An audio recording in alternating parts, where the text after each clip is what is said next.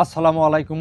আমার সকল প্রাণপ্রিয় ভিউয়ার্স, আশা করি সবাই ভালো আছেন, সুস্থ আছেন। আপনাকে দোয়ায় আমি অনেক ভালো আছি, সুস্থ আছি। তো ভিউয়ার্স, আজকে যে আমলটা আমি আপনাদের সামনে দিতেছি, আমার ভিডিওটা যারা দেখবেন, আপনাদের কাছে অনুরোধ, ভিডিওটার মধ্যে সবাই সাবস্ক্রাইব করবেন, সবাই লাইক শেয়ার করবেন।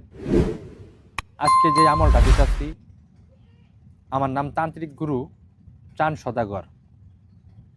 কিছু ছেলে আছে যে মোবাইল দেখতেছেন, এই মোবাইলের মধ্যে কিছু ন্যাংটা ছবি দিয়ে কিছু ছেলে আছে, তারা এই শারীরিক দুর্বলতার কারণে বিয়ে করতে ভয় পাইতেছে, অথবা বিয়ে করছে, তার সাথে রাত্রেবেলা যে মিলনটা করব, এই মিলন জিনিসটা তার সাথে করতে পারতেছে না, লজ্জায় নিজের স্ত্রীর কাছে মুখ দেখাইতে পারতেছে না। আমি তান্ত্রিক গুরু চান সদাগর আপনাদেরকে চ্যালেঞ্জ করে বললাম, খোদার কসম, এই শারীরিক দুর্বলতা আপনি কী দিয়ে খেদাবেন, সেই ওষুধটা আমি আপনাদেরকে শিখিয়ে দিব এবং কি সরাসরি আপনাদেরকে বুঝাই দিব, দেখাই দিব কিভাবে এই শারীরিক দুর্বলতা আপনি উচ্ছেদ করবেন। আপনার স্ত্রীর সাথে আপনি কিভাবে মিলন করবেন, আপনার স্ত্রী দৌড়বার থাকবো। আমি যেভাবে নিয়মকানুনগুলা বলে দেবো, ওই নিয়মকানুন অনুযায়ী আপনারা এই জিনিসটা খাবেন। যেটা দেখতেছেন দুলবা ঘাস, যে ফুটটা কাটার মুঠা, এই দুইটা জিনিস একটানা 7 দিন খাবেন।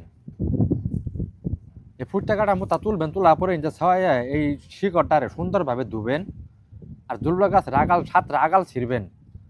ছিঁড়ার পরে দুইটা একত্রিত করবেন, করার পরে দুইটা আপনি বাটবেন, বাড়ার পরে দুইটা জিনিস আপনি একটানা সকালবেলা ঘুম থেকে উঠবেন, মুখটা সুন্দরভাবে ধুয়ে, দাঁত ব্রাশ করে সুন্দরভাবে ধুয়ে, সকালবেলা খালি পেটে এই দুইটা জিনিস আপনি একটানা 7 দিন খাবেন।